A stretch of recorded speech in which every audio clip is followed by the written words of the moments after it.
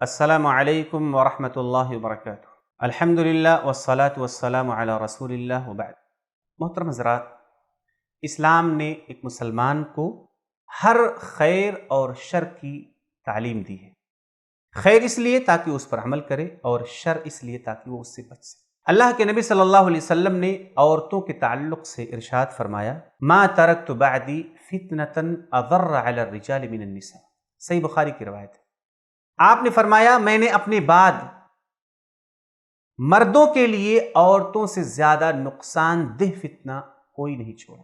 یہ حدیث رسول ہمیں بتاتی ہے کہ ایک عورت مرد کے لیے سب سے زیادہ نقصان دہ فتنہ اور آزمائش ہے۔ ایک اور حدیث میں اللہ کے نبی صلی اللہ علیہ وسلم فرماتے ہیں، ما رأيت من ناقصات عقل و دین اذهب للب الرجل الحازم من احداکن، کہ میں نے تم جیسی دین اور عقل میں کمی والیاں نہیں دیکھی جو تم سے زیادہ ایک عقل مند انسان کے دماغ کو کھا جانے والی ہو۔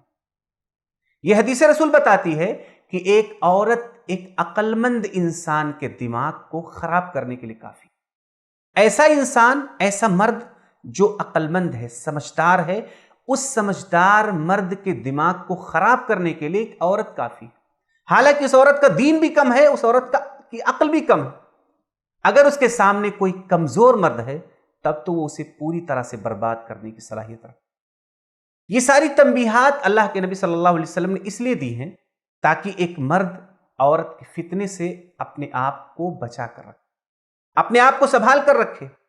اللہ کے نبی صلی اللہ علیہ وسلم کی تعلیمات بتاتی ہیں کہ سماج میں خیر اور بھلائی کے جو راستے ہیں، اگر ان راستوں کو بہت ہی واضح انداز میں شریعت کی روشنی میں صاف ستھرا نہیں رکھا گیا تو یہ عورت پورے سماج کو برباد کرنے کی صلاحیت رکھتی۔ بالکل ایسے ہی جیسے کوئی ایک نہر ہو جو صاف اور شفاف چشمے پر، صاف اور شفاف پانی پر بہہ رہی ہو، اگر اس کے بند مضبوط نہیں کیے گئے تو وہ نہر جو نفع بخش ہے، جس سے لوگوں کو فائدہ مل رہا ہے، جس سے کھیت سیراب کیے جاتے ہیں، جس سے پوری مخلوق کو فائدہ ہو رہا ہے، اگر اس کا بند مضبوط نہ ہو تو پورے گاؤں کو اور پوری کھیتیوں کو برباد کرنے کی صلاحیت رکھتا ہے۔ اسی طرح سے ایک عورت کے اندر بھی اگر بگاڑ آ جائے، فساد آ جائے تو پورے سماج کو برباد کرنے کے لیے کافی ہے۔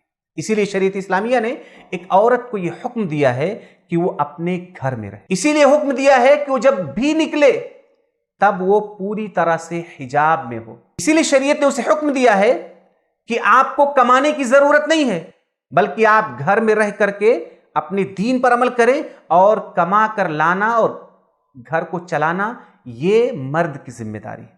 اسی لیے شریعت اسلامیہ نے اس بات کا حکم دیا ہے کہ ایک عورت کو ایسے تمام اختلاط کی جگہوں سے روک دیا جائے جہاں پر مرد اور عورت دونوں کے ایک ساتھ ملنے کا چانس ہو۔ حتیٰ کہ اگر وہ مسجد میں بھی آئیں یا عیدگاہ میں بھی جائیں تب بھی ان کے لیے نماز پڑھنے کا، ان کے نکلنے کا، ان کے داخل ہونے کا انتظام پوری طرح سے الگ کر دیا جائے۔ اس لیے کیونکہ شریعت نے اس بات کی ضمانت دی ہے کہ اگر آپ عورتوں کو اسلام کی تعلیم کی روشنی میں رکھیں گے تو یہ عورت اس دنیا کی سب سے بہترین متاع ہے، سب سے بہترین متاع ہے۔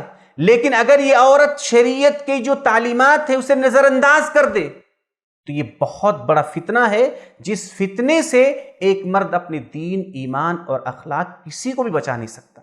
لہٰذا ہم سب کو چاہیے کہ ہم اور آپ اپنے سماج میں موجود عورتوں کو اسلام کی تعلیم دیں، انہیں اسلامی تعلیم کا پابند کریں، اور انہیں وہ سارے حقوق دیں جو اسلام نے دیا ہے، اور ان تمام چیزوں سے روکیں جسے شریعت نے منع کیا ہے، تاکہ یہ عورتیں خیر و متاع دنیا بن کر کے سماج کو خوشحال بنا سکیں، اور آپ عورتوں کے اس فتنے سے اپنے آپ کو اور اپنے سماج کو بچا سکیں۔ اللہ رب العالمین ہم سب کو اس بات کی تعلیم دے کہ ہم اور آپ مل کر کے اسلام کی تعلیمات پر عمل کریں تاکہ سماج ہمارا خیر اور بھلائی کا سماج ہو، اور ہر قسم کے فتنے سے ہم سب محفوظ رہ سکیں۔ اللہ رب العالمین ہم سب کو اس کی توفیق عطا فرمائے، آمین۔ السلام علیکم ورحمۃ اللہ وبرکاتہ۔